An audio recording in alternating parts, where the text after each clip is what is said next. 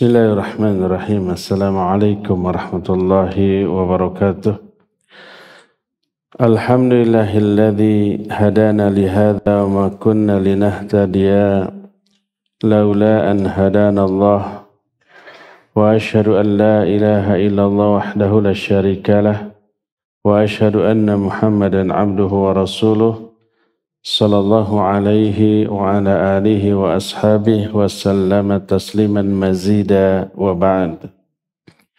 Hadirin jamaah Masjid Al-Murabbi Bandung yang Allah muliakan, para jamaah Majlis Ta'lim Siti Hajar dan para pendengar radio Tarbiyah Sunnah Bandung, juga beberapa radio lain yang ikut merilai siaran kita ini, para pemirsa beberapa stasiun TV dan para netizen melalui akun apapun atau akun manapun di mana saja Anda berada. Alhamdulillah kita berjumpa dalam kajian rutin bulanan, dan tema yang kita angkat ini membutuhkan waktu setidaknya mungkin 1 tahun untuk menyelesaikannya, dari mulai sekarang sampai tuntasnya materi ini. Materi yang menarik yang pasti kita alami yaitu masalah kematian.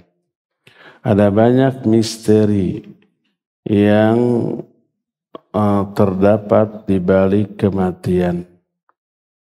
Apa saja misteri itu? Nanti kita akan bahas. Kita mulai pembahasan dengan arti dari mati. Mati bahasa Arabnya al-maut, lawannya al-hayat. Para ulama ahli bahasa seperti Ibnu Manzur dalam kitab Lisanul Arab menyatakan al-mautu diddul hayat. Maut atau kematian itu lawan dari kehidupan. Wa aslul mauti fil lughatil Arab as-sukun. Wa kullu ma sakana faqad mat. Asal kata mati dalam bahasa Arab maknanya adalah tenang. Secara bahasa, mati artinya tenang.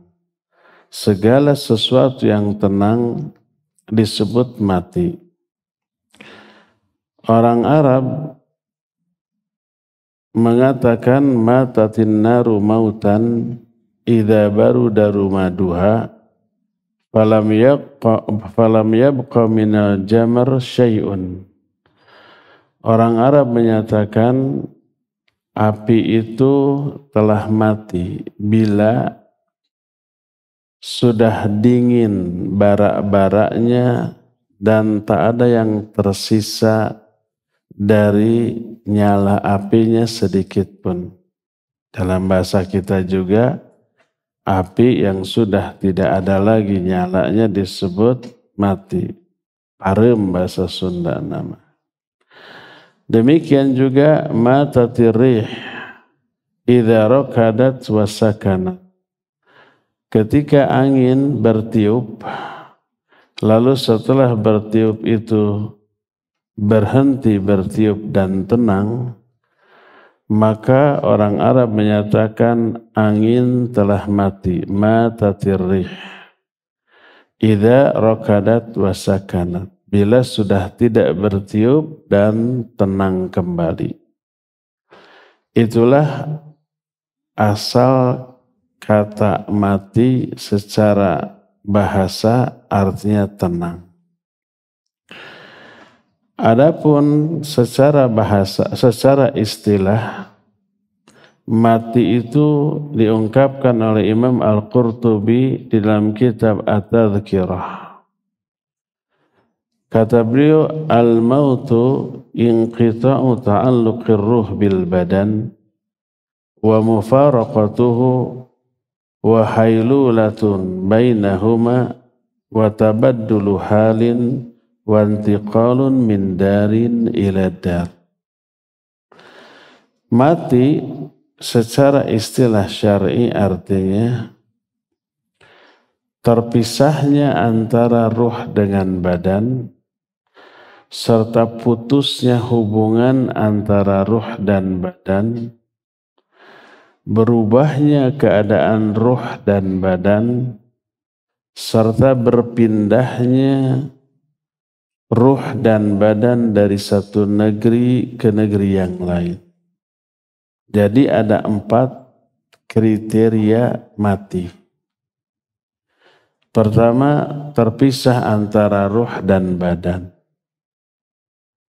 Kedua, terputus hubungan antara ruh dan badan, tidak ada lagi keterkaitan. Ketiga, berubah keadaan, baik badan ataupun ruh. Badan ketika ruhnya sudah keluar, dibiarkan beberapa hari, membusuk. Kalau sudah bulanan, tahunan, ya bisa habis. Dan yang keempat, berpindah dari satu negeri ke negeri lain. Maksudnya negeri dunia ke alam barzakh. Baik ruhnya ataupun badannya berpindah ke alam lain. Itulah 4 kriteria mati. Pertama, terpisah antara ruh dan badan. Kedua, terputus. Ketiga, berubah. Keempat, berpindah. Kalau salah satu di antara 4 kriteria ini belum terpenuhi, maka belum dianggap mati. Seperti umpamanya terpisah ruh dengan badan, tapi masih ada keterkaitan. Seperti yang terjadi pada waktu tidur, atau pingsan, atau mungkin koma. Ruh dengan badan ini terpisah. Seperti yang diterangkan dalam beberapa ayat. Ketika tidur, ruh dan badan terpisah, tapi masih ada keterkaitan. Apa yang dialami oleh ruh di alam mimpi, masih ada pengaruhnya ke badan. Umpama ruhnya di alam mimpi mengalami dikejar-kejar orang gila, dikejar-kejar binatang, teriak-teriak. Apa yang terjadi pada badannya di tempat tidur, benar dia teriak. Kalau umpamanya ruhnya bermimpi kencing pada anak kecil, benar-benar ngompol kan ya. Pada orang dewasa, kalau mimpi melakukan hubungan suatu suami istri, benar-benar junub kan gitu. Masih ada keterkaitan antara ruh dengan badan di saat tidur walaupun terpisah. Tapi karena adanya terpisah antara ruh dan badan, maka tidur pun disebut dengan sebutan mati atau wafat. Oleh para ulama disebut dengan sebutan al-wafatul sughra, al-wafatul sughra, kematian kecil. Allah berfirman dalam surah Al-An'am ayat 60, kata Allah, wa huwallazi yatawaffakum bil-lail wa ya'lamu ma jarahtum bin-nahar thumma yab'atsukum fihi. Dialah Allah yang telah mewafatkan kalian pada malam hari. Maksudnya menidurkan kalian. Wa ya'lamu ma jarahtum bin-nahar. Dan Allah tahu apa yang kalian lakukan di siang hari. Jadi tidur di sini disebut dengan sebutan wafat. Dalam surah Az-Zumar ayat 42 Allah berfirman, Allahu yatawaffal anfus hina mautiha wallati lam tamut fi manamiha wa yumsikul lati qadha 'alaiha al-maut wa yursilul ukhra ila ajalim musamma. Allah lah yang telah mewafatkan jiwa ketika kematiannya. Ini wafat besar. Artinya mati dengan 4 kriteria tadi. Dan yang mewafatkan jiwa di dalam tidurnya sebelum kematiannya. Ketika tidur Allah mewafatkan. Kenapa tidur pun disebut wafat atau mati? Sebab Allah ambil ruhnya dari badannya. Lalu kata Allah, fayumsikul lati qada 'alaihal maut. Allah tahan ruh orang yang sudah tiba ajal kematiannya. Tidak Allah masukkan lagi ke jasadnya di tempat tidur. Wa yursilul ukhra ila ajali musamma, dan Allah lepaskan ini ruh kepada orang lain yang belum tiba saat kematiannya. Dimasukkan lagi ke dalam jasadnya. Jadi ketika orang tidur, ruhnya dicabut oleh Allah. Dipegang. Tapi masih ada hubungan. Apa yang terjadi dialami oleh ruh di alam mimpinya masih ada hubungannya dengan jasadnya di tempat tidurnya. Pas saatnya bangun, maka Allah Azza wa Jalla masukkan lagi itu ruh ke dalam jasadnya ketika tidur. Oleh karena itulah maka doa yang kita panjatkan sebelum tidur adalah bismika Allahumma amutu wa ahya. Bismika dengan menyebut namamu, Allahumma ya Allah, ahya aku hidup, amutu aku mati, wa ahya dan aku hidup. Maksud aku mati adalah aku tidur. Maksud aku hidup adalah aku bangun lagi. Pas selesai tidur, kita bangun, doa kita apa?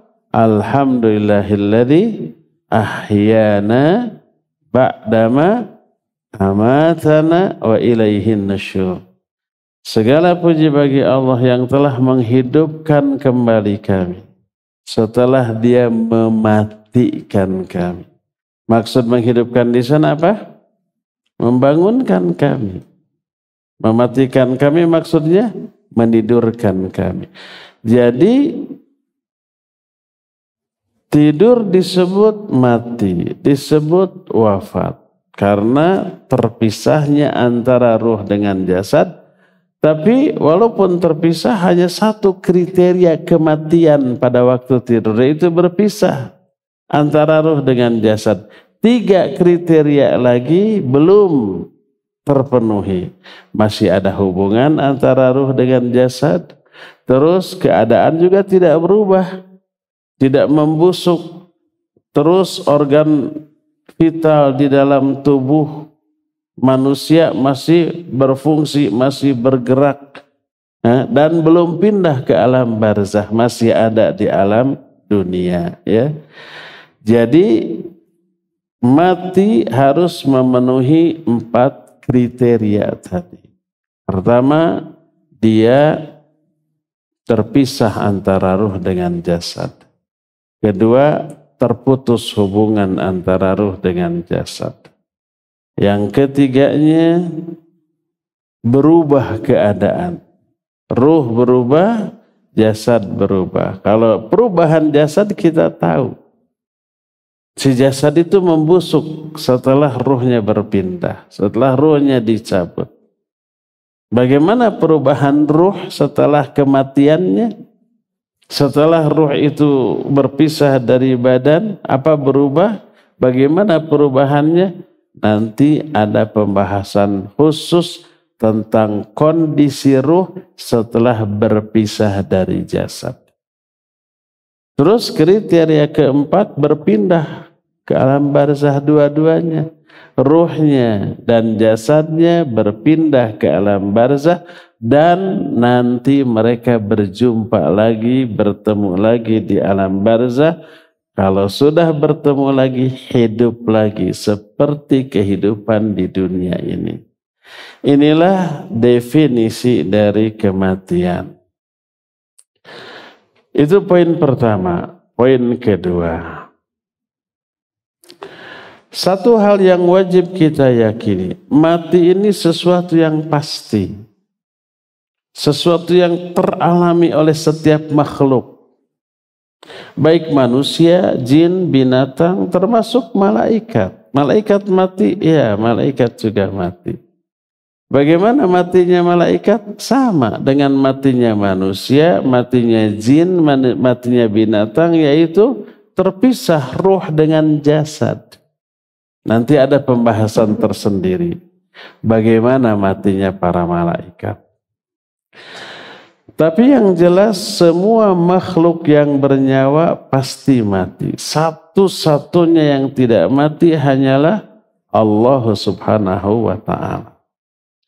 Allah berfirman dalam Al-Qasas ayat 88. Kata Allah, kullu syai'in halikun illa wajhah lahul hukmu wa ilaihi turja'un. Kata Allah, segala sesuatu akan binasa illa wajah, kecuali wajah Allah. Disebut wajah Allah menunjukkan Allah punya wajah. Wajib kita yakini. Tapi tidak boleh menyamakan wajah Allah dengan wajah makhluk manapun. Laisa kamitslihi syai'un. Tidak ada sesuatu pun yang menyerupai Allah. Jangankan wajah Allah dengan makhluk. Wajah makhluk dengan sesama makhluk aja sudah beda. Wajah kita dengan jin beda, dengan binatang beda, binatang yang satu dengan binatang lain beda. Apanya yang beda? Semuanya. Bentuknya, bahannya, ukurannya, fungsinya, semuanya berbeda. Itu makhluk dengan makhluk. Apalagi makhluk dengan Khaliq. Imam Ibnu Hajar Al-Asqalani rahimahullah kitab Fathul Bari Syarah Sahih Bukhari ketika menerangkan kullu syai'in halikun illa wajhah, segala sesuatu pasti binasa kecuali wajah Allah, maknanya kullu syai'in halikun illa dzal wajhi, segala sesuatu pasti binasa kecuali sang pemilik wajah, yaitu Allah dengan seluruh bagiannya. Allah ada memiliki tangan, ya, yadullahi fawqa aydihim, tangan Allah di atas tangan mereka. Allah punya wajah, ya. Allah punya betis, ya. Yauma yukshafu an saqin wa yud'auna ila sujudi fala yastati'un. Di hari kiamat nanti Allah menyingkapkan betisnya, lalu semua makhluk disuruh untuk sujud, tapi mereka tidak mampu sujud.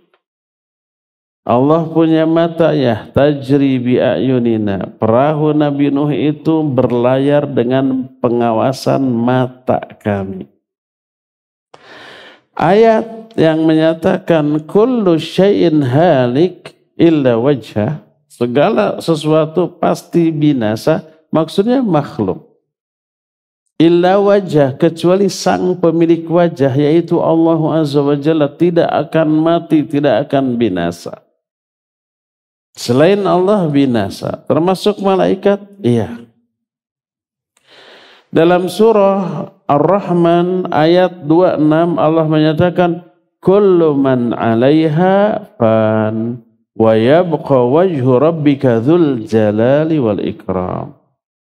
Kullu man 'alaiha, semua yang ada di alam jagat raya ini fan, itu akan fana, akan mati, akan binasa.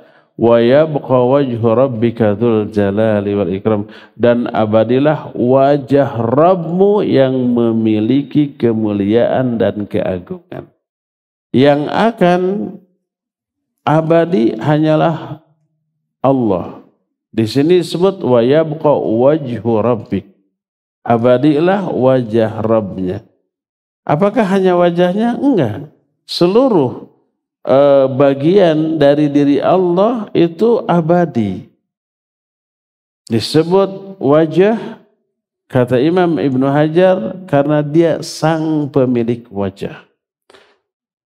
Disebut dzikrul khas wa urida bihi amah. Disebut sebagian, tapi yang dimaksud keseluruhan.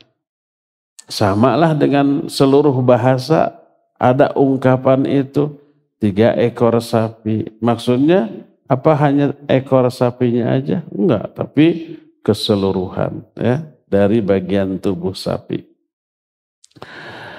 Dalam surah Ali Imran 185 Allah berfirman, kullu nafsin dha'iqatul maut. Semua jiwa pasti mengalami mati. Wa innama tuwaffawna ujurakum yaumal qiyamah. Dan hanyalah kalian pahalanya akan disempurnakan pada hari kiamat.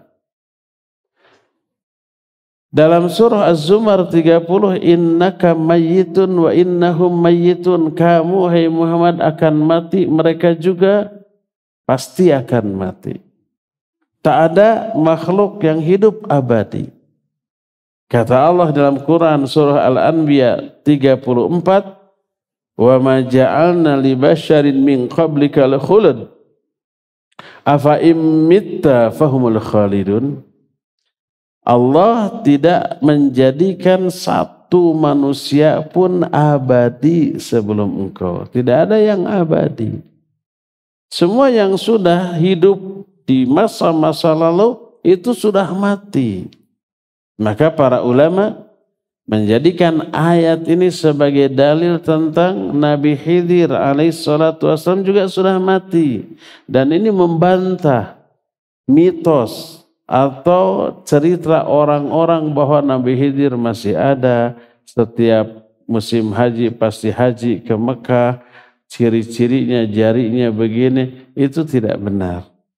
Nabi Khidir sudah mati. Apa Nabi Isa juga abadi? Tidak. Nabi Isa sampai sekarang belum mati, masih hidup, diangkat ke langit oleh Allah, tapi nanti di akhir zaman akan Allah turunkan misi visinya membunuh Dajjal, tapi setelah itu 7 tahun setelah turunnya Nabi Isa beliau wafat, meninggal, tidak ada yang abadi. Jadi afa immitta fahumul khalidun, apakah kalau engkau mati hai Muhammad mereka kekal? Enggak ada yang kekal. Dalam salah satu hadis ini diriwayatkan oleh Imam Bukhari dalam kitab sahihnya, diterima dari Ibnu Abbas radhiyallahu anhuma. Nabi SAW berdoa, a'udzu bi'izzatika alladzi la ilaha illa anta alladzi la yamut wal jinnu wal insu yamutun. Kata Nabi SAW, aku berlindung kepada kemuliaanmu ya Allah, yang tidak ada sesembahan yang hak selain engkau, yang tidak pernah mati, sedangkan jin dan manusia semuanya mati. Adakah dalil yang menyatakan para malaikat pun mati? Iya, Al-Quran. Allah menyatakan wa nufikha fis-sur fasa'iqa man fis samawati wa man fil ard illa man sya'allah. Ditiuplah sangkakala, matilah semua yang ada di langit, yaitu para malaikat, dan yang ada di muka bumi, semua malaikat yang ada di muka bumi, manusia, jin, binatang, semuanya mati.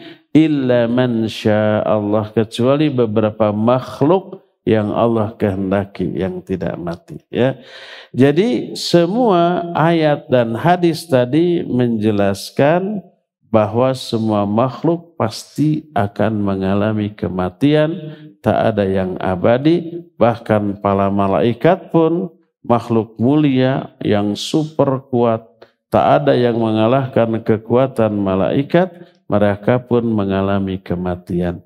Satu-satu yang tidak mati hanyalah Sang Khaliq, Allah Subhanahu wa ta'ala. Itu poin yang kedua. Poin yang ketiga, kematian setiap orang sudah dipastikan, sudah ditentukan waktunya, tempatnya, keadaan ketika dia mati, plus penyebab kematian. 4 hal itu sudah Allah tentukan, sudah Allah tulis di Lauhul Mahfuz. Jadi semua orang baik yang matinya karena tenggelam, karena penyakit, karena jatuh dari tempat yang tinggi, karena dibunuh, karena terbakar, atau karena apapun, sudah Allah tetapkan.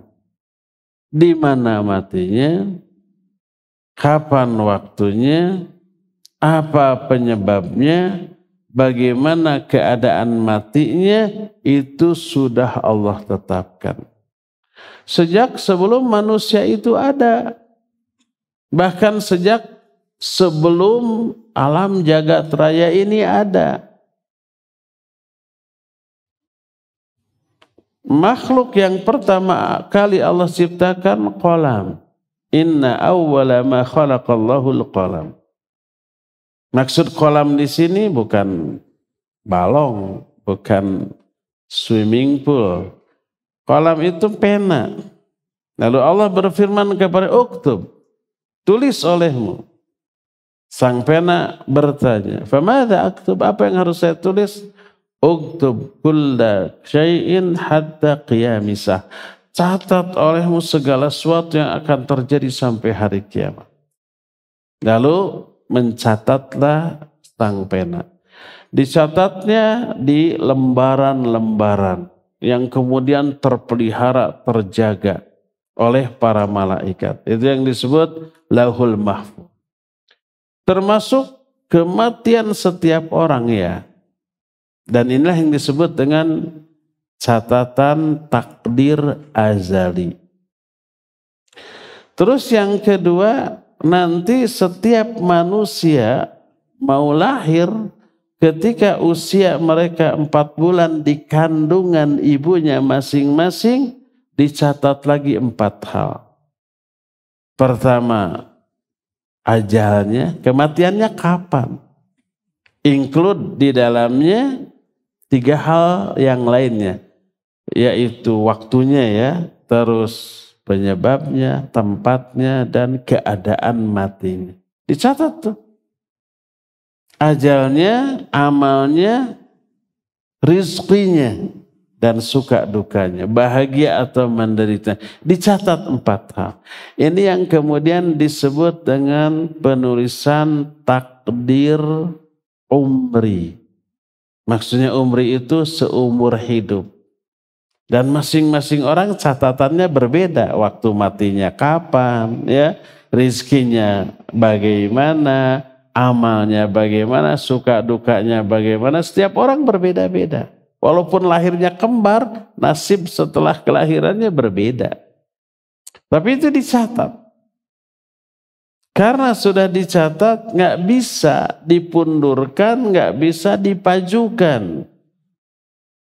Allah berfirman dalam Al-Quran surah Ali Imran 145. Wa ma kana li nafsin an tamuta illa biidznillah kitaban muajjala. Kata Allah, tidaklah satu jiwa akan mati kecuali dengan izin Allah pada waktu yang telah ditetapkan. Dalam surah An-Nisa 77 Allah berfirman, aina matakunu yudrikkumul mautu walau kuntum fi burujim musyayyada.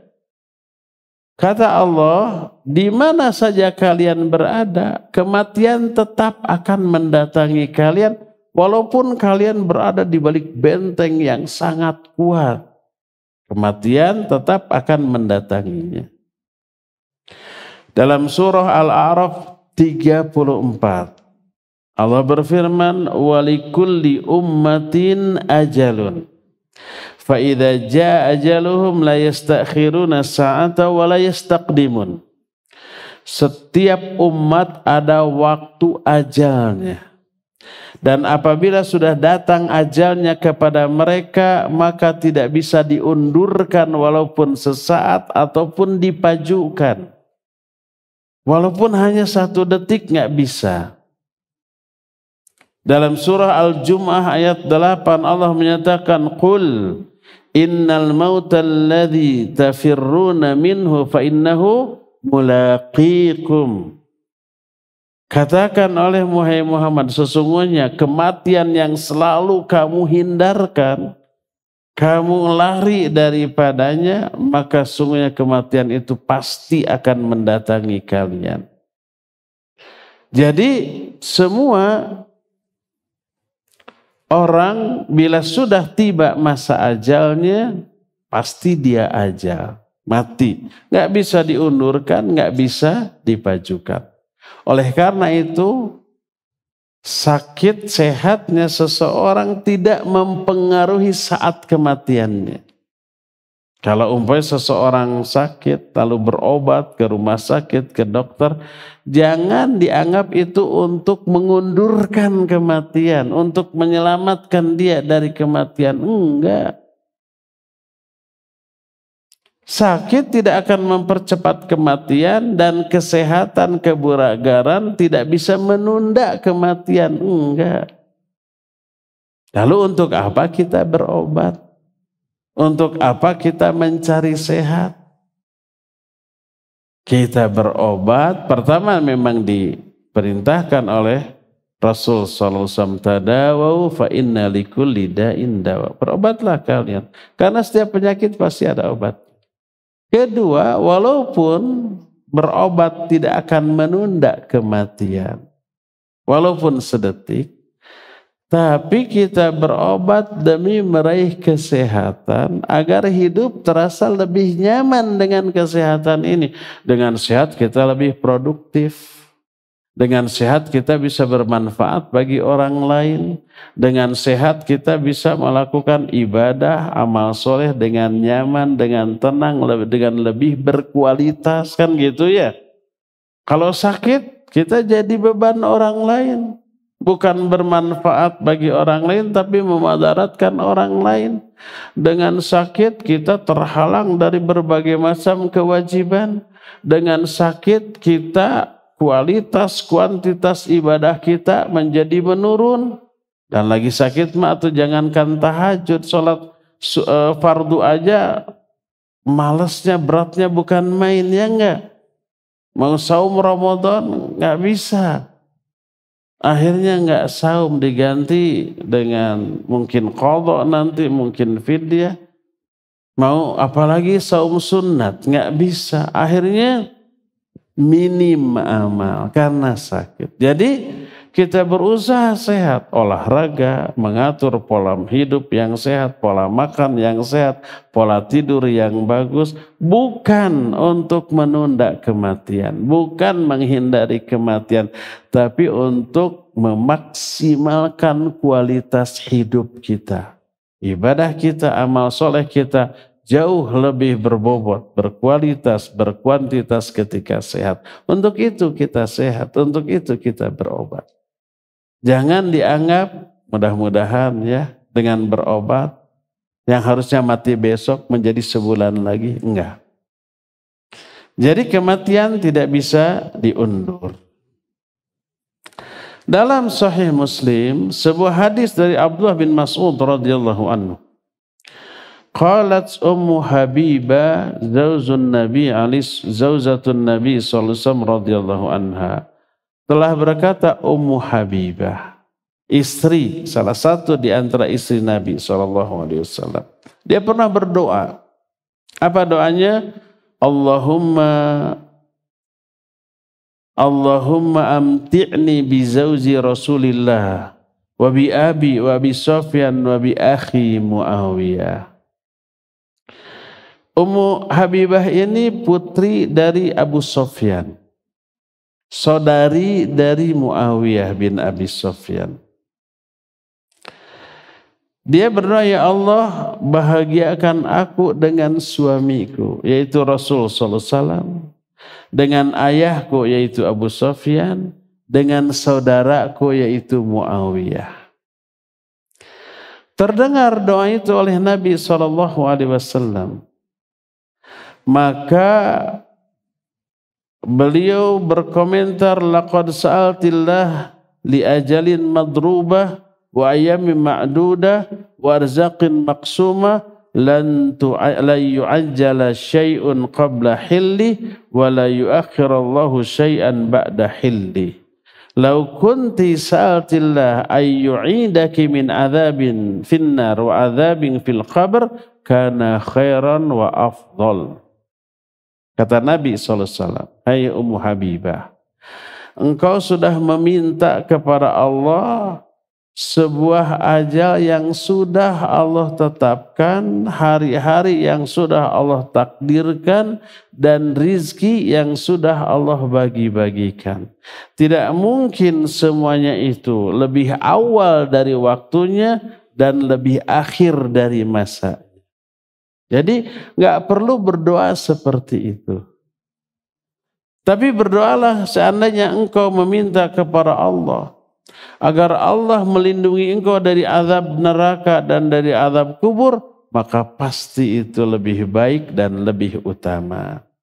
Hadis tersebut sahih diriwayatkan oleh Imam Muslim dan juga oleh Imam Ahmad dalam kitab Musnadnya dengan sanad yang sahih. Inilah poin yang ketiga tentang kematian, bahwa ajal setiap orang itu sudah ditetapkan, sudah ditentukan, tidak bisa dipajukan, tidak bisa diundurkan. Bagaimana orang yang bunuh diri? Ya sama. Kalau memang belum ditakdirkan mati, bunuh diri pun nggak akan mati. Ada orang bunuh diri tapi gagal? Ada. Dia loncat ke kali gitu, gujubar, ternyata kalinya dangkal, cuma sepinggang, nggak jadi mati. Orang minum racun, ketahuan oleh orang-orang, dibawa ke rumah sakit, gagal, nggak jadi matinya. Ada orang yang gantung diri pakai tali, sudah ngelel, talinya putus, gagal gitu, macam-macam tuh. Jadi kalau belum tiba ajalnya, dia tidak akan mati, walaupun bunuh diri. Ada nggak orang yang bunuh diri berhasil? Ada memang, karena memang ajalnya sudah tiba. Penyebabnya ya bunuh diri itu ya.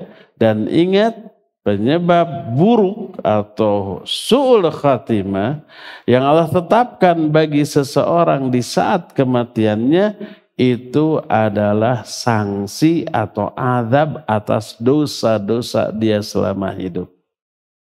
Kalau orang selama hidup banyak dosa, banyak maksiat, mengabaikan perintah, melanggar larangan, Allah hukum dia, Allah beritahukan ke semua orang tentang keburukan dia dengan cara diwafatkan dalam keadaan su'ul khatimah. Mungkin bunuh diri tadi, mungkin lagi nyekek botol OD lalu mati, mungkin lagi nyolong, lagi ngerampok, lagi maling, kemudian didor oleh polisi, mati dalam keadaan sedang menggenggam hasil curiannya. Itu su'ul khatimah ya. Itu azab. Itu sanksi dari Allah atas dosa-dosa yang dia lakukan selama hidup. Poin yang keempat. Walaupun kematian setiap orang sudah ditentukan, tapi tak ada seorang pun yang tahu saat kematian siapapun, baik dirinya ataupun orang lain. Saya pasti mati nih, tapi kapan? Nggak tahu. Di mana? Nggak tahu. Sedang apa? Nggak tahu. Penyebabnya? Nggak tahu. Dan nggak ada yang tahu. Dokter tahu? Enggak. Saya mungkin lebih dari 10 tahun yang lalu pernah didiagnosa oleh dokter jantung, paling 4 bulan lagi lah wafat. Karena lihat kondisi jantung yang parah, ada kebocoran klep, ada pembengkakan, ada sumbatan yang parah. Mudah-mudahan Pak masih bisa Ramadan itu 4 bulan lagi. Memang separah itu gitu. Akhirnya saya bilang nggak percaya. Saya asumsikan sehat. Itu sudah berlalu belasan tahun. Jag-jag belejag tisakara-kara sampai sekarang. 2 atau 3 bulan lalu saya medical check up lagi jantung ke dokter jantung. Saya tanya, dok kenal nggak dokter Fulan, dokter jantung? Oh ya itu guru saya, dosen saya katanya. Di mana sekarang? Sudah meninggal. Dia lebih dahulu Sudah lama Pak itu meninggal gitu. Padahal waktu murid saya sehat, lagi sehat walafiat, segar bugar, memvonis saya mudah-mudahan Bapak bisa sampai Ramadan ya. Sekarang udah lebih dari 10 kali Ramadan saya sehat, segar bugar, dokter itu sudah meninggal duluan. Jadi tak ada seorang pun yang tahu kematian siapapun. Satu-satunya yang tahu hanya Allah Azza wa Jalla. Termasuk para malaikat? Iya. Termasuk malakul maut? Iya. Termasuk malaikat pencatat yang ditugaskan untuk mencatat 4 perkara pada diri seorang bayi ketika masih 4 bulan. Kan ketika 4 bulan Allah mengutus satu malaikat. Fa'amaru bikatbi amalihi wa ajalihi wa rizkihi wa syaqiyyun amsa'i. Lalu malaikat itu disuruh mencatat 4 hal. Amalnya, ajalnya, rizkinya, suka duka. Malaikat pencatat, dia catatkan. Tahu nggak kapan kematian setiap orang? Enggak tahu. Bukankah dia mencatat? Iya. Karena kematian seseorang adalah rahasia yang disebut dengan kunci-kunci kegaiban yang hanya Allah yang tahu. Sebagaimana diterangkan dalam salah satu hadis, Allah Azza wa Jalla berfirman di dalam surah Luqman ayat 34. Wa indahu mafatihul ghaib la ya'lamuha illahu. Bukan Luqman. Ini surah Al-An'am ayat 59. Wa indahu mafatihul ghaib la ya'lamuha illahu. Di sisi Allah ada kunci-kunci kegaiban. Tak ada seorang pun yang mengetahui kecuali hanya Dia. Kata Rasul sallallahu alaihi wasallam, mafatihul ghaib khamsah. La ya'lamuha illallah. Kunci-kunci kegaiban ada 5. Tak ada seorang pun yang tahu kecuali Allah. Lalu Nabi SAW membacakan Luqman ayat 34. Innallaha indahu ilmus sa'ah. Ini ayat terakhir dalam surah Luqman. Wa yunazzilul ghaith. Wa ya'lamu ma fil arham. Wa ma tadri nafsum madza taksibu ghadan. Wa ma tadri nafsum bi ayyi ardin tamut. Innallaha alimun khabir. Kata Allah Azza wa Jalla, di sisi Allah tersimpan rahasia tentang, pertama, saat kiamat. Kapan kiamat tiba? Nggak ada yang tahu. Termasuk Nabi Muhammad SAW, termasuk malaikat Jibril. Kapan kiamat? Tidak tahu. Kan malaikat Jibril nanya kepada Nabi, fa akhbirni anis sa'ah, beritahukan kepadaku hari kiamat kapan? Nabi SAW menjawab, mal mas'ulu anha bi'a'lama minas sa'il. Orang yang ditanya tidak lebih tahu daripada yang bertanya. Sama-sama nggak tahu, yang bertanyanya Jibril, yang ditanyanya Nabi Muhammad SAW. Innallaha indahu ilmus sa'ah. Sungguhnya Allah di sisinya ada ilmu tentang terjadinya kiamat. Wa yunazzilul ghaith, dan kapan diturunkannya hujan. Wa ya'lamu ma fil arham, dan Allah mengetahui apa yang ada di rahim, laki ataupun perempuan. Ini yang ketiganya. Pertama tentang kiamat. Kedua turunnya hujan.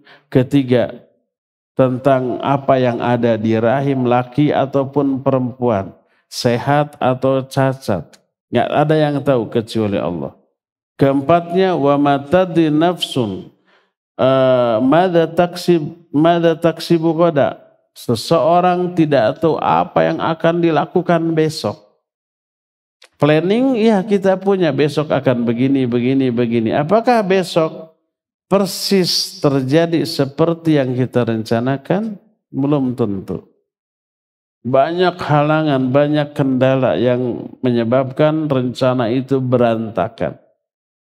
Jadi kita nggak tahu apa yang terjadi esok. Apakah esok masih ada atau tidak, masih hidup atau tidak, sehat atau sakit, kita nggak tahu. Yang kelima, wa ma tadri nafsum bi ayyi ardin tamut, dan setiap jiwa nggak tahu di bumi mana dia akan mati. Walaupun kita sudah menyiapkan, saya kalau mati ingin dikuburkan di sini. Sudah bikin kapling kuburan, belinya juga ada yang puluhan ratusan jutanya. Apakah pasti dia dikuburkan di sana? Belum tentu. Mungkin di luar kota, di luar pulau, di luar negeri, mungkin dimakan ikan, dimakan binatang, buas, macam-macam. Penyebab kematian kita nggak tahu. Innallaha alimun khabir. Itulah 5 kunci kegaiban. Hari kiamat, bagaimana turunnya hujan, kemudian apa yang ada di rahim, kemudian apa yang akan terjadi besok, kemudian di mana seorang akan mati, hanya Allah Subhanahu wa taala yang tahu. Dalam hadis riwayat Imam Bukhari dalam kitab sahihnya dari Ibnu Umar, berkata Rasul SAW, mafatihul ghaib khamsun, kunci-kunci kegaiban ada 5. Lalu dibacakanlah surah Luqman ayat 34 tadi. Dalam hadis lain diriwayatkan oleh Imam Ahmad dalam kitab Musnadnya. Imam Al-Bukhari juga meriwayatkan dalam kitab Al-Adabul Mufrad. Berkata Rasul sallallahu alaihi wasallam, "Idza aradallahu qabda 'abdin bi ardin ja'ala lahu fiha hajah." Ini rahasia. Sesungguhnya apabila Allah mau mencabut nyawa seorang hamba di suatu tempat, Allah akan memberikan keperluan kepada hamba itu untuk pergi ke tempat itu. Setelah tiba di tempat itu, baru Allah matikan di sana. Begitulah cara Allah mewafatkan seseorang di suatu tempat. Umpama ada orang kampung di sisi gunung, gak pernah ke kota. Jangankan ke ibu kota, ke Bandung saja gak pernah umpamanya. Kurung batok kata orang Sunda. Tapi Allah takdirkan dia meninggalnya tadi Jakarta. Gak pernah termimpikan dia di Jakarta, ke Jakarta. Tapi kalau kematiannya di Jakarta, Allah akan berikan kepada orang itu keperluan yang menyebabkan orang itu memaksakan diri untuk berangkat ke Jakarta. Gimana aja caranya? Mungkin ada keluarganya yang haji, kemudian ikut mengantar atau ikut menjemput. Atau umpamanya beli sabun colek, pas dibuka ada hadiah, nginep di Jakarta padahal mau mati di sana. Bagaimana pun caranya, Allah Azza wa Jalla yang mengatur. Inilah poin yang keempat, bahwa saat, tempat, penyebab, keadaan kematian kita majhul, misteri, hanya Allah Azza wa Jalla yang tahu. Inilah poin yang keempat. Kelima, nah inilah yang menjadi inti dari tema kita. Misteri di balik kematian. Sebelum kematian, kebanyakan orang mengalami apa yang disebut dengan ihtidhar. Bahasa kita ihtidhar itu adalah sakarat. Ada yang mengalami dan umumnya memang mengalami. Umumnya, tapi tidak semua orang mengalami sakaratul maut. Apa itu sakaratul maut? Allah memastikan sakaratul maut itu ada. Pertama dalam Al-Quran surah Qaf 19 Allah menyatakan waja'at sakratul mauti bil haqq. Dzalika ma kunta minhu tahid. Datanglah sakaratul maut dengan sebenarnya. Itulah hal yang selalu kalian hindarkan. Dan apa itu sakarat? Sakarat secara bahasa adalah mabuk. La taqrabus shalah wa antum sukara. Jangan kamu mendekati salat dalam keadaan kamu mabuk. Maka semua yang memabukkan baik minuman, makanan ataupun gas disebut khamr. Kullu muskirin khamrun wa kullu muskirin haramun. Setiap yang memabukkan disebut khamr. Khamr itu bukan hanya minuman, bisa aja gas, bisa aja berupa makanan, atau bisa aja berupa yang disuntikan, membuat kita mabuk, maka itu khamr. Wa kullu muskirin haramun, semua yang memabukkan haram. Apa yang dimaksud dengan mabuk di sini? Mabuk di sini maknanya hilangnya kontrol akal pada ucapan dan tindakan.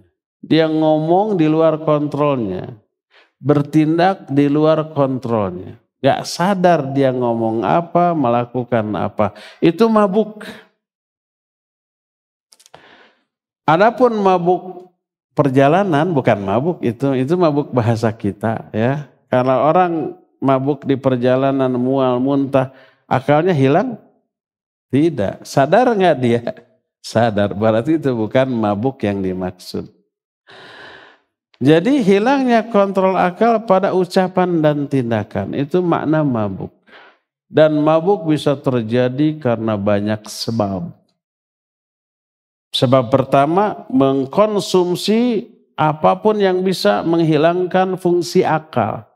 Seperti minuman keras, seperti narkoba, seperti lem, seperti di kampung-kampung ada daun bunga kucubung.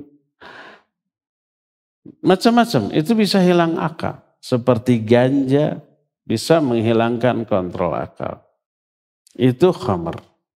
Itu menyebabkan mabuk. Kedua, bisa aja mabuk itu karena tegang atau takut yang sangat amat takut. Kalau ketika takut, kok hilang kontrol akal. Panik kan dia kan? Panik, ngomongnya nggak terkontrol, tindakannya nggak terkontrol. Itu juga bisa menghilangkan fungsi akal. Orang yang takut nggak punya malu. Ketiga, bisa karena sakit yang amat sangat tidak tertahankan. Orang badannya kekar, pendekar, jago, bela diri gitu ya. Dikasih saja sakit yang luar biasa, umpamanya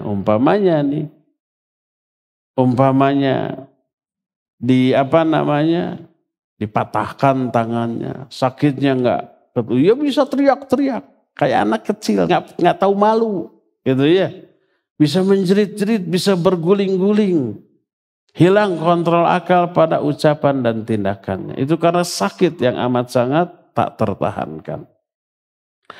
Sakaratul maut adalah hilangnya kontrol akal pada ucapan dan tindakan karena saking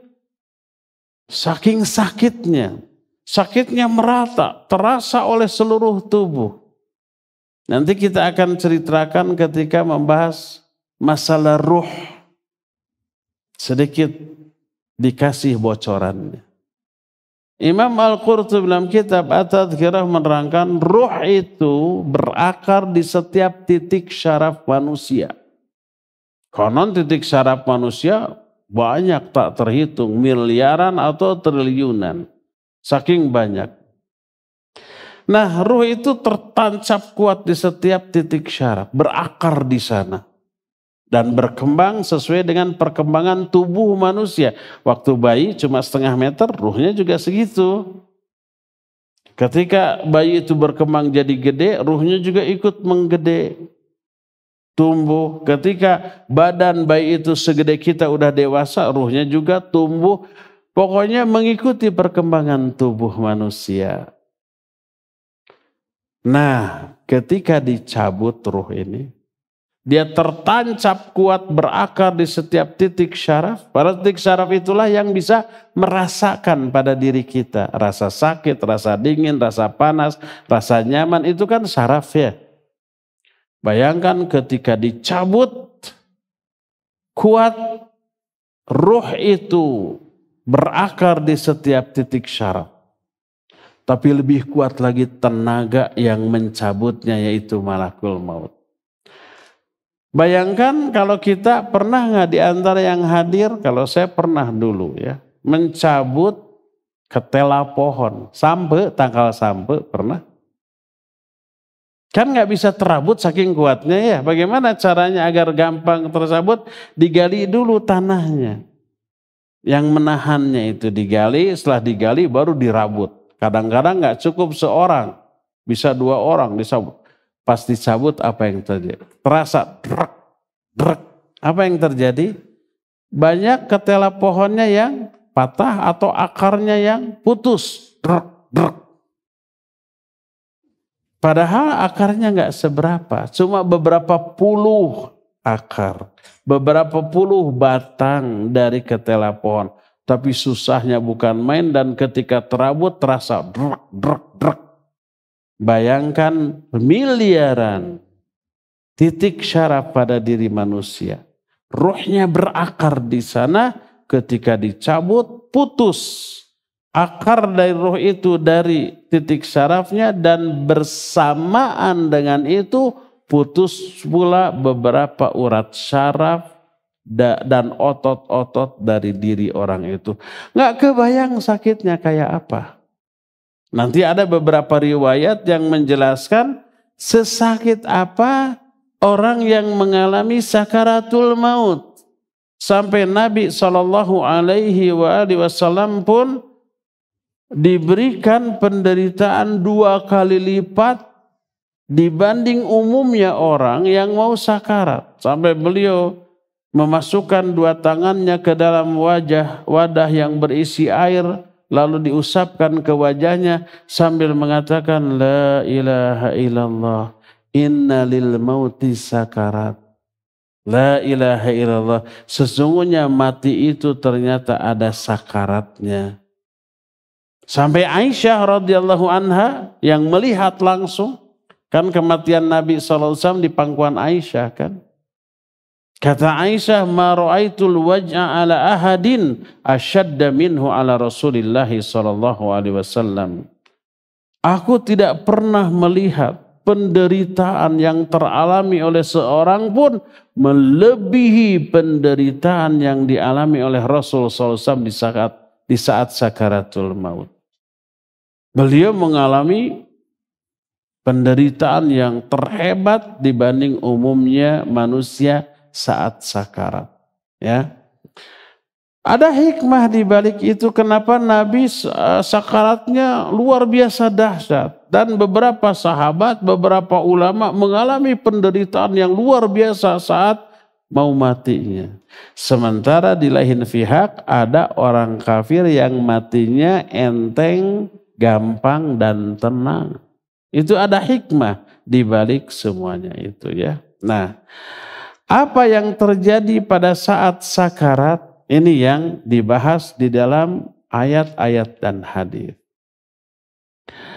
Al-ihtidar maknanya adalah sakarat. Apa yang teralami oleh orang yang sakarat?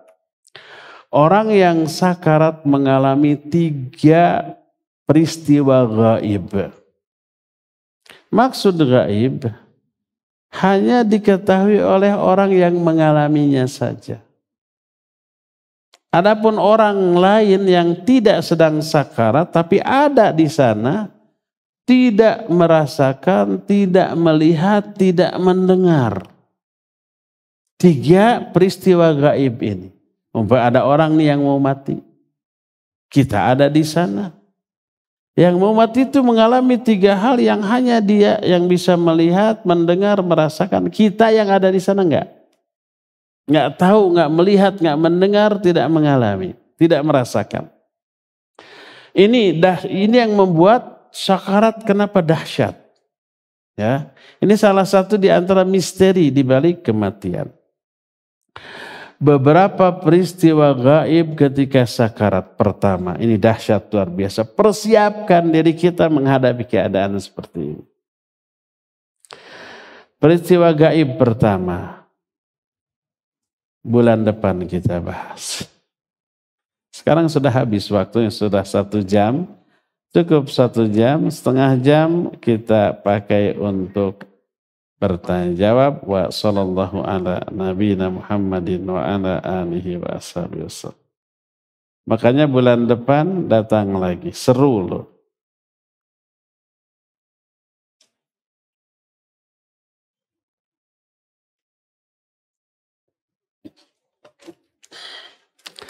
Pertanyaan pertama. Bismillah, Ustadz izin bertanya. Qadarullah ibu saya sudah meninggal. Allah yarhamnya. Semoga Allah merahmatinya, mengampuni dosanya. Amalan apa yang bisa membuat saya kuat dan tabah? Dan ketika saya bermimpi bertemu ibu saya, itu roh ibu saya atau hanya mimpi? Taib, barakallahu fik. Kita ditinggal mati oleh orang yang kita cintai, yang kita sayangi. Mungkin orang tua, mungkin anak, mungkin suami atau istri, mungkin sahabat gitu ya. Apa yang harus kita lakukan? Yang harus kita lakukan banyak-banyak mendoakannya. Setiap ingat doakan, setiap ingat doakan. Semakin sering ingat, semakin banyak mendoakan, semakin bagus. Kalau sayang kepada ibu, kepada orang yang sudah mati, doakan. Itu yang bermanfaat bagi mereka. Apa isi doanya? Mintakan ampunan, mintakan rahmat. Kapan mendoakannya? Terutama dalam sholat, terutama dalam sujud. Kalau akhwat kan sendirian di rumah sholatnya, silakan berlama-lama dalam sujud. Sholat fardu. Kalau ikhwan nggak bisa sebebas akhwat karena harus berjamaah. Tapi bisa dalam sholat sunnat. Terutama tahajud. Perlama tahajud, perlama sujud. Ya. Doakan orang tua dalam sholat. Apa isi doanya? Coba hafalkan doa sholat jenazah setelah takbir ketiga. Allahumma gfirlahu warhamhu wa'afi wa'afu anhu wa akrim nuzulahu wasi' madkhalahu wagsilhu bil ma'i wa thalji wal bard. Dan seterusnya. Kalau dia ibu kita, ganti hu-nya dengan ha. Allahumma gfir li ummi atau Allahumma gfir li walidati warhamha wa'afiyah wa'afu anha wa akrim nuzulaha dan seterusnya. Ya. Itu isinya lengkap untuk kepentingan orang yang sudah mati, sudah wafat.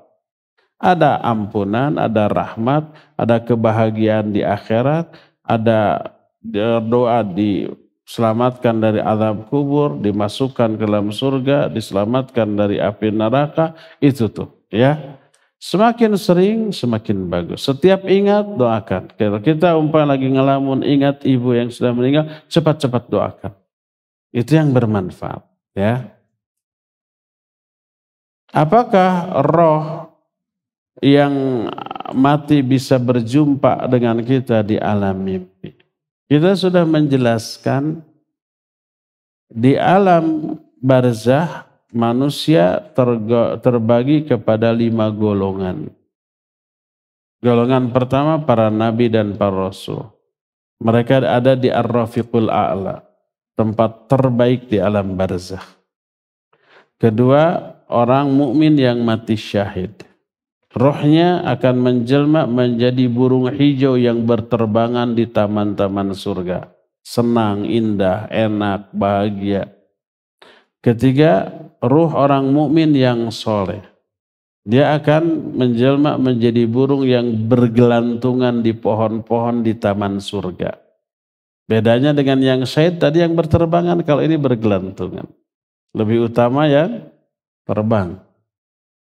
Nah, itu 3 kondisi terbaik di alam kubur.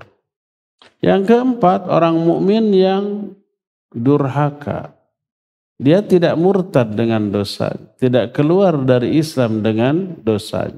Tapi dosanya kebanyakan, lebih banyak dibanding kebaikan. Tapi dia tetap muslim, muslim ahli maksiat. Dia akan mengalami azab di alam kubur sesuai dengan kadar dan jenis dosanya.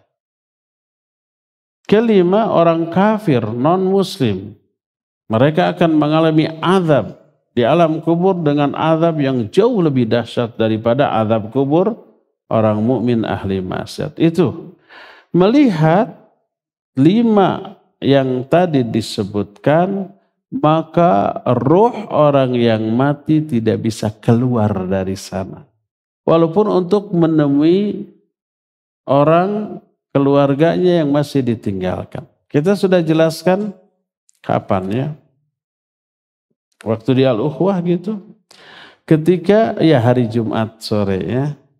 Ketika di alam kubur seorang mukmin ditanya oleh malaikat Munkar Nakir, bisa menjawab, lalu diberi nikmat kubur, diluaskan di alam kuburnya seluas mata memandang, dibukakan pintu menuju surga, bertiuplah angin dan wangi surga, diperlihatkan tempat tinggal dia nanti di surga setelah kiamat. Ada istana yang megah, ada pelayan-pelayan, ada bidadari-bidadari surga yang menunggu merindukan kedatangan dia.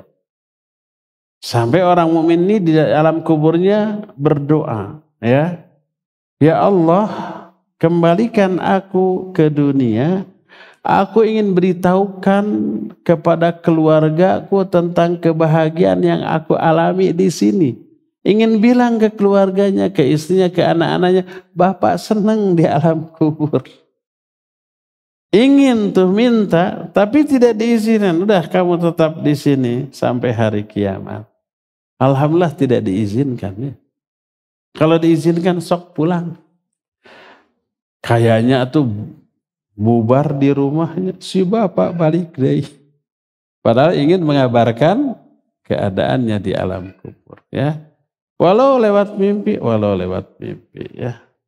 Dan jadi doakan saja orang tua itu, ruhnya tidak akan bisa keluar dari alam kubur. Apa benar ada mati suri bagi manusia biasa? Anehnya ada seorang dokter spesialis datang ke saya nanya mati suri. Saya bilang, gak kebalik dok. Kata dokter, enggak. Ini menurut pandangan agama gimana? Karena di kalangan kami para dokter enggak dikenal adanya istilah mati suri. Jadi kita hanya menjelaskan tadi. Ada kondisi ruh keluar dari jasad, tapi masih ada hubungan antara ruh dengan jasad. Ada yang hubungannya kuat, ada yang lemah. Itu terjadi pada beberapa kasus. Pertama ketika tidur. Masih ada hubungan antara ruh dengan jasad walaupun terpisah. Tapi hubungannya kuat. Ada yang hubungannya lemah. Tapi masih ada hubungan. Seperti yang teralami oleh orang yang sedang pingsan. Pingsan kadang gak ingat apa-apa. Baik pingsan disengaja seperti dibius, kalau mau operasi kan dibius, dia nggak ingat apa-apa. Atau karena kejadian, dia pingsan. Ya, maka keluar ruhnya dari jasadnya, tapi masih ada hubungan, tapi hubungannya sangat lemah. Nah termasuk koma atau mati suri terpisah ruhnya dari jasadnya, tapi masih ada hubungan dengan hubungan yang jauh lebih lemah daripada pingsan tadi. Termasuk mati suri. Yang mungkin suatu saat ruhnya ini kembali ke jasadnya. Dan jasadnya belum berubah. Tidak membusuk. Kalau walaupun koma bertahun-tahun kan tidak membusuk. Selama tetap dikasih infusan berupa nutrisi ya, suplemen yang dibutuhkan. Masih utuh. Mungkin berkurang berat badan, mungkin. Tapi masih hidup, masih berfungsi semuanya. Masih ada hubungan antara ruh dengan jasad, masih, tapi dengan hubungan yang sangat lemah. Termasuk pada diri orang yang mengalami mati suri. Ya, mereka terpisah ruh dengan jasad tapi masih ada hubungan dengan hubungan yang sangat lemah. Suatu saat menguat lagi, setelah menguat lagi mungkin ruhnya ini Allah masukkan kembali ke dalam jasadnya.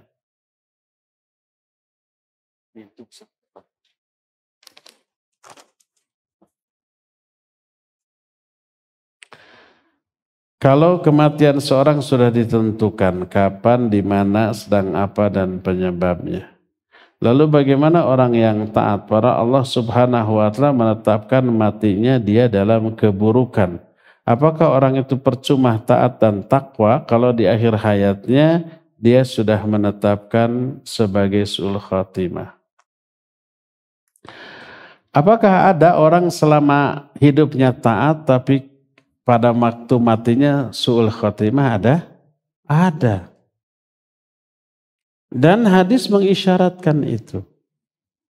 Di Arba'in An-Nawawiyah salah satu hadis, innar rajula la ya'malu bi amali ahlil jannah hatta la yakuna bainahu wa bainaha illa dhira'.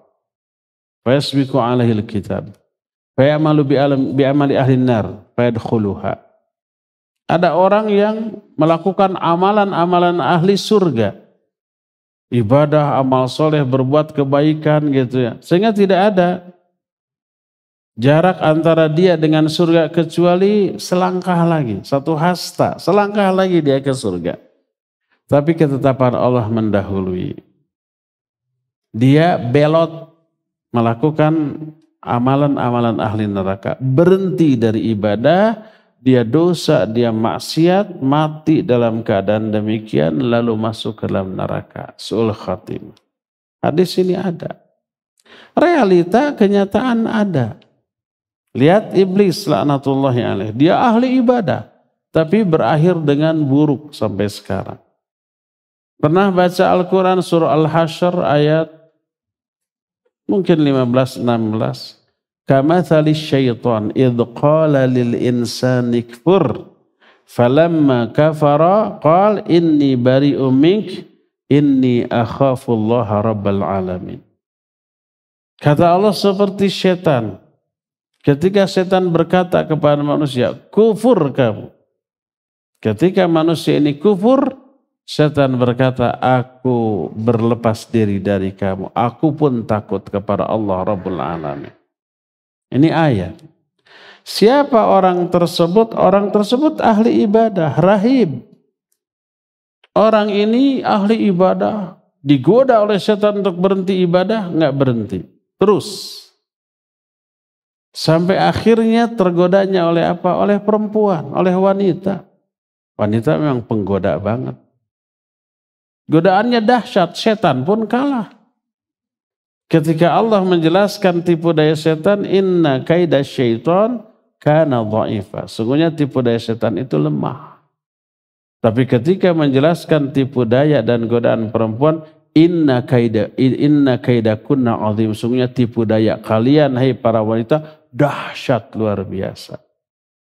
Kalahkan setan. Nah, si rahib digoda oleh setan untuk berhenti ibadah, nggak berhenti. Digodanya oleh perempuan. Akhirnya dia terjerumus, lalu ternyata perempuan yang dia hamili itu anak raja. Ditangkap oleh raja, ya. Kemudian mau dihukum mati, datang setan. Kamu mau selamat? Iya. Sujud ke saya, nanti saya selamatkan kamu. Kata dia, enggak boleh sujud. Daripada kamu mati dalam keadaan begini, malu. Ahli ibadah tapi kok berzina. Mempermalukan diri. Kalau kamu sujud ke saya bebaskan, kamu bisa taubat. Kepikiran, iya. Akhirnya sujud. Ketika sujud, setan tertawa. Sambil berkata, aku berlepas diri dari kamu. Aku pun takut kepada Allah Rabbul Alamin. Ternyata PHP dia. Bohong janjinya. Ketika dia sujud, hukuman mati dilaksanakan, dia mati dalam keadaan sujud kepada iblis. Ini yang dimaksud kamathali syaitan idh qala lil insani kfur falamma kafara qala inni bari'um mink. Syaitan berkata kepada orang, kufur kamu. Orang itu nurut. Ketika kufur, setan berlepas diri dan hukuman mati dilaksanakan. Ini su'ul khatimah. Ada banyak kasus ya seperti itu. Nah, kenapa demikian? Hadis ini dianalisa oleh para ulama. Di antara Imam Ibn Rajab Al-Hamd dalam kitab Jami'ul Ulum wal Hikam. Ini kitab Jami'ul Ulum wal Hikam, kitab yang berisi syarah hadis Arba'in An-Nawawiyah. Ditambah 10 hadis jadi 52. Arba'in kan 42 hadis. Ditambah 10 hadis. Disyarah, dijelaskan. Kenapa orang ahli ibadah bisa su'ul khatimah? Kata beliau, mungkin orang ini melakukan ibadah dengan ibadah yang ditolak karena tidak terpenuhinya syarat-syarat diterimanya ibadah. Yaitu 2. Pertama ikhlas, kedua mutaba'ah. Mungkin orang ini ikhlas tapi penuh bid'ah. Atau mungkin orang ini ahlus sunnah tapi tidak ikhlas. Atau mungkin dua-duanya. Ya ahlul bid'ah ya tidak ikhlas. Riya dengan kebid'ahannya. Akhirnya ditolak ibadahnya. Sebagai bukti ibadahnya ditolak, Allah cabut hidayah dari dia. Berhenti dari ibadah. Lalu orang ini berubah melakukan amal buruk. Dosa, maksiat dan mati dalam keadaan demikian. Jadi Allah mah tidak akan zalim kepada hamba-hambanya, pasti adil. Siapa yang Allah matikan dalam keadaan su'ul khatimah, sudah saya bilang tadi, su'ul khatimah ini pertanda murka dan azab Allah kepada orang ini. Orang yang beribadah tapi riya itu dosa, diazab. Fawailul lil musallin. Salah satunya alladzina hum yura'un. Orang yang riya salatnya diazab. Orang yang riya itu sedang maksiat, berdosa kepada Allah dengan riyanya dalam ibadah. Ibadahnya bagus. Tapi ibadah yang bagus terusak, terkotori oleh riyanya. Maka ditolak ibadahnya dan diazab karena riyanya. Ya. Jadi penyebab orang itu dihentikan, dicabut hidayah sehingga berhenti dari ibadah, berbelot kepada dosa dan maksiat, mungkin ibadahnya itu tidak memenuhi syarat-syarat diterimanya ibadah. Maka perhatikan ikhwah, 4 syarat diterimanya ibadah. Pertama ikhlas, kedua mutaba'ah, ketiga bersegera, jangan ditunda-tunda. Tong lengle, tong talangke, tong hararese, tong kaleked. Yang keempat, sungguh-sungguh, jangan ala kadarnya, jangan asal-asalan. Walaupun ikhlas di awal waktu ya sesuai sunnah, tapi asal-asalan ditolak oleh Allah Azza wa Jalla ya. 4 syarat diterimanya ibadah. Ikhlas, mutaba'ah, bersegera dan bersungguh-sungguh. Jangan riya, jangan berbuat bid'ah, jangan menunda-nunda amalan dan jangan ala asal-asalan, jangan ala kadar, tapi sungguh-sungguh ya. Jadi itulah penyebabnya kalau orang tadinya taat ahli ibadah tapi matinya dalam keadaan su'ul khatimah, mungkin ketaatannya ditolak oleh Allah ya. Tapi kalau ketaatannya benar, ikhlas, mutaba'ah, sungguh-sungguh bersegera, dijamin orang itu mati dalam keadaan husnul khatimah. Tidak mungkin su'ul khatimah.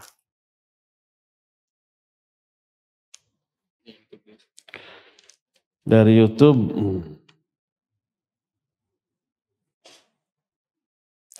Dari YouTube.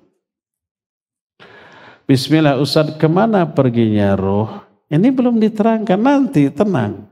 Seru loh ya. Apa benar mayit bisa mendengar kaki sendal orang-orang yang berlalu di kuburan? Ketika awal dikuburkan, dibangkitkan, iya. Tapi setelah proses fitnah kubur itu ditanya di alam kubur ya. Bisa menjawab dapat maaf kubur, tidak bisa menjawab dapat azab kubur, sudah nggak bisa lagi. Nanti ada keterangan tentang hal itu. Jadi ruh setelah dicabut dari jasad kita, kemana ini pergi? Oh seru, kita ikuti perjalanan ruh setelah berpisah dari jasad.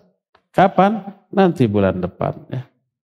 Bulan depan belum sampai kita waktunya untuk membahas itu. Tapi pokoknya akanlah ya. Pokoknya insya Allah tahun depan dibahas.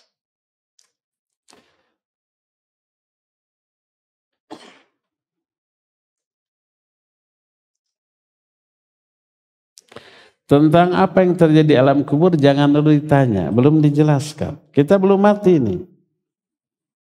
Kita masih membahas sakarat, belum mati kan? Belum. Ya, nanti kalau mau mati segera nanti dibahas insya Allah.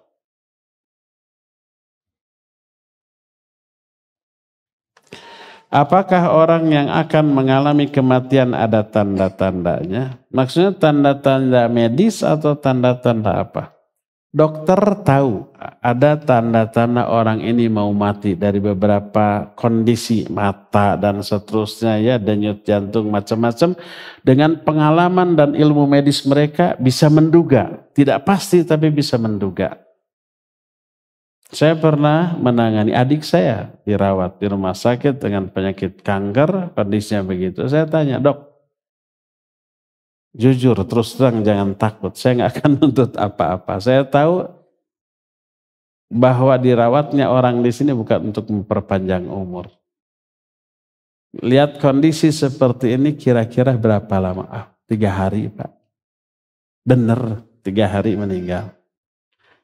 Jadi dokter bisa ada tanda-tanda ya, tanya ke dokter. Nah sekarang secara syar'i, Allah Azza wa Jalla telah memberikan peringatan dengan tanda-tanda akan datangnya kematian kepada kita. Dengan beragam tanda agar kita sadar dan mempersiapkan diri. Apa saja tanda-tanda itu? Pertama, coba ngaca. Lihat kulit, lihat rambut. Kalau rambut sudah berubah warna menjadi putih, itu tanda. Saat ajalmu tak akan lama lagi. Lihat kulit, kenceng apa keriput. Bukan hitam putihnya nggak masalah. Tapi sudah keriput atau masih kenceng. Ya, itu juga tanda. Setiap sakit yang kita alami, itu peringatan. Ya, bahwa lihat sakit ini salah satu di antara sinyal-sinyal kematian akan datang. Termasuk kematian saudara kita, tetangga kita, kawan kita yang dekat dengan kita mati. Itu tanda, ingat, peringatan itu. Kamu akan terkena giliran. Oleh karena itulah, maka di saat kita merasa kematian ini sudah mendekat, ya, maka saat itulah harus bersiap-siap.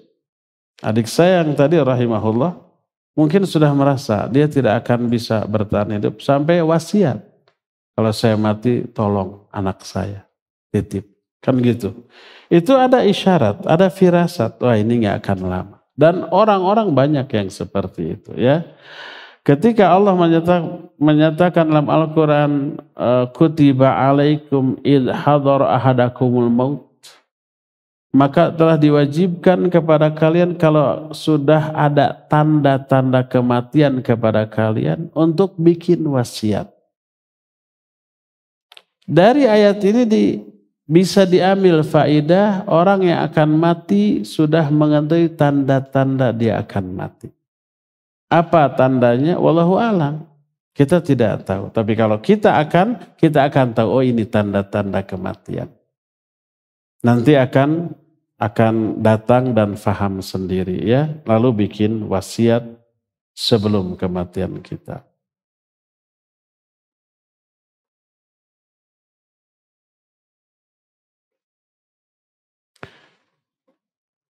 Di dalam Al-Quran kalau tidak salah ada firman tentang jika kamu hendak mati maka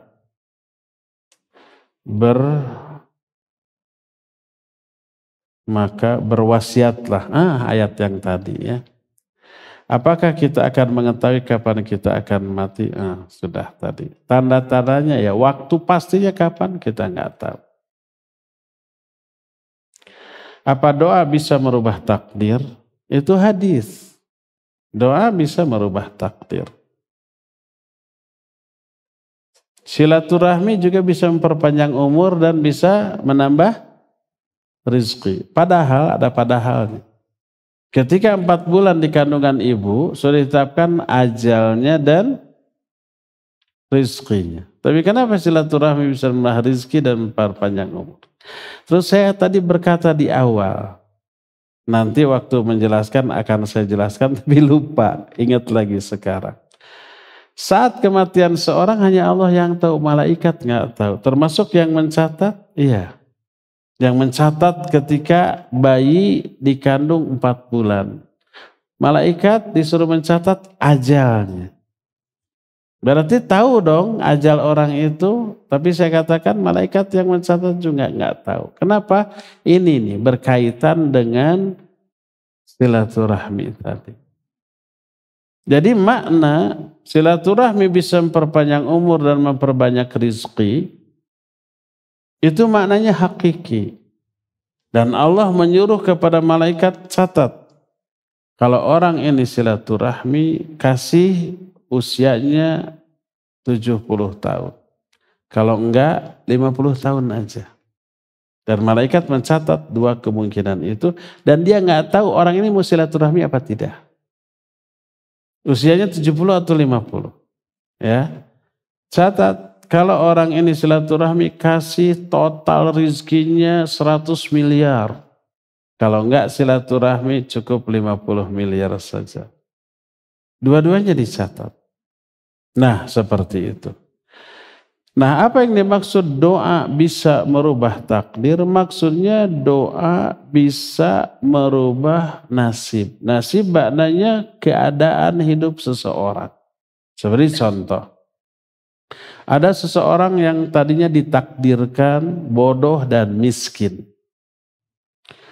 Lalu Allah takdirkan dia belajar, berusaha, berdoa. Dikasih semangat untuk belajar. Dipertemukan dengan orang yang bisa mengajari dia secara mudah. Dikasih semangat untuk bekerja, berusaha. Dan dipertemukan dengan orang yang memiliki partner bisnis usaha yang bagus. Ditakdirkan dia berdoa, ya Allah mudahkan, ya Allah mudahkan. Akhirnya berubahlah nasibnya. Tadinya bodoh dan miskin, berubah menjadi pinter dan kaya. Tadinya bodoh, malas, miskin. Karena hidayah Allah dia berubah menjadi rajin, pinter, dan kaya raya. Pertanyaan, apakah dia merubah takdir? Ya, dia bukan merubah takdir, tapi itulah takdir dia. Awalnya ditakdirkan bodoh, malas, miskin. Lalu Allah takdirkan dia bekerja yang rajin, belajar yang keras, dan berdoa yang intensif. Dan dikabulkan. Akhirnya Allah rubah dia menjadi yang kaya, yang rajin, dan juga menjadi pintar. Itulah takdir dia. Jadi semuanya itu takdir, termasuk doa bagian yang Allah takdirkan. Kenapa kita berdoa? Karena Allah mentakdirkan kita berdoa. Kalau tidak ditakdirkan nggak akan berdoa. Gimana cara jalan mentakdirkan? Allah kasih hidayah. Bagaimana cara dia bisa memperoleh hidayah? Allah kasih semangat untuk ngaji. Di pengajian mendengar penjelasan tentang agungnya doa. Lalu dia terdorong untuk doa. Macam-macam jalannya. Semuanya itu bagian dari yang Allah takdirkan, ya. Jadi doa termasuk bagian yang Allah takdirkan juga. Amalan yang Allah tetapkan waktu usia 4 bulan di kandungan, amalan seperti apa? Semua amalan kita. Termasuk saya berdiri, duduk di sini dengan tangan begini, antum begitu. Itu sudah ditulis ketika kita usia 4 bulan di dalam kandungan ibu. Semua amal kita, tertawa kita, makan minum kita, nangis sedihnya kita, semua sudah tertulis. Sudah, semua amalnya ya. Seorang penuntut ilmu harus mengharap wajah Allah. Apa maksudnya? Apakah bisa ditakwil wajah Allah adalah ikhlas? Maksud meniatkan untuk bisa melihat wajah Allah, maksud untuk ke surga. Karena hanya di surga wajah Allah bisa dilihat. Wujuhu yawma idzin nadhirah ila rabbiha nadhirah.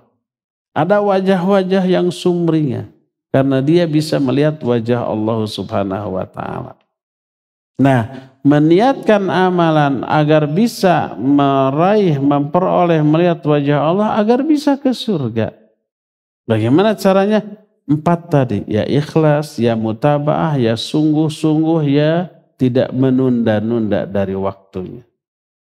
Apakah melihat wajah Allah bisa ditakwil dengan makna ikhlas? Bukan ditakwil, tapi include. Ikhlas adalah salah satu syarat untuk bisa melihat wajah Allah nanti di surga. Bukan takwil ya, tapi salah satu dari kandungan dari bisa melihat wajah Allah. Boleh nggak menyiapkan tanah untuk makam jauh-jauh hari? Boleh. Didasarkan kepada salah satu hadis. Seorang sahabat dikasih kain oleh Rasul Sallallahu Alaihi Wasallam. Lalu orang ini menyatakan, demi Allah saya akan menjadikan kain ini sebagai kain kafan di saat kematian saya. Nabi SAW ada mendengar dan diam, para sahabat yang lain ada. Ini ada dalam kitab Riyadhus Shalihin. Para ulama termasuk Syekh Salim bin Al-Hilali ketika menjelaskan hadis ini menunjukkan fihi ya jawazu. Di dalamnya terkandung penjelasan bolehnya mempersiapkan apapun untuk kematian. Baik kain kafannya termasuk tanahnya. Saya ingin dikuburkan di sini. Boleh nggak masalah. Walaupun kenyataannya belum tentu. Baik kain ataupun tanah. Mungkin saja kain itu sudah hilang, sudah dijual, sudah rusak gitu kan. Tanah juga, mungkin saja tanah sudah disiapkan, ternyata kesabat jalan. Akhirnya dikuburkan di tempat lain. Tapi intinya boleh mempersiapkan diri untuk menghadapi kematian, baik dalam bentuk mempersiapkan kain kafan untuk dirinya ataupun tanah kuburan. Tidak terlarang.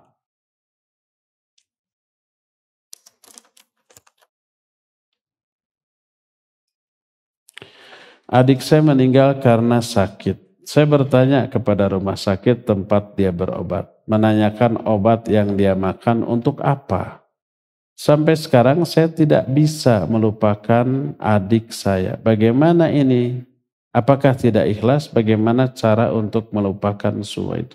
Agar bisa melupakan, jangan diingat-ingat.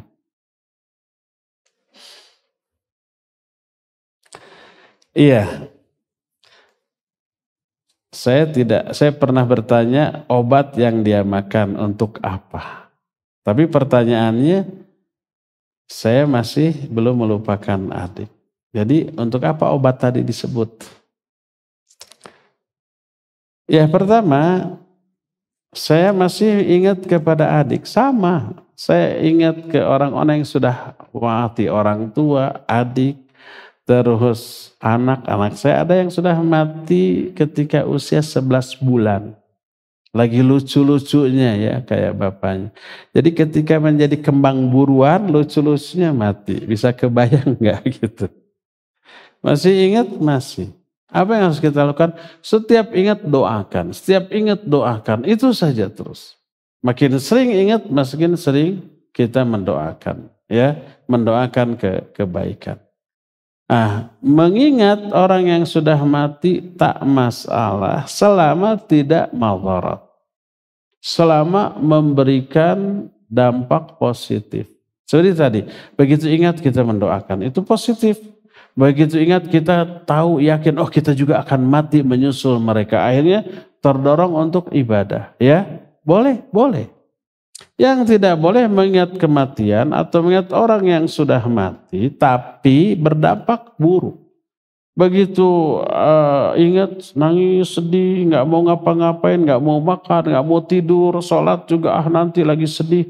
Ini yang buruk, ini yang tidak boleh. Ya, jadi ingat kepada orang yang sudah mati, hukum asal tidak masalah. Harus diantisipasi memberi dampak yang baik kepada kita. Kalau memberi dampak yang buruk, lupakan. Cepat palingkan kita kepada masalah lain. Doakan dulu, setelah doakan, pikirkan perkara lain selain orang yang sudah mati tadi.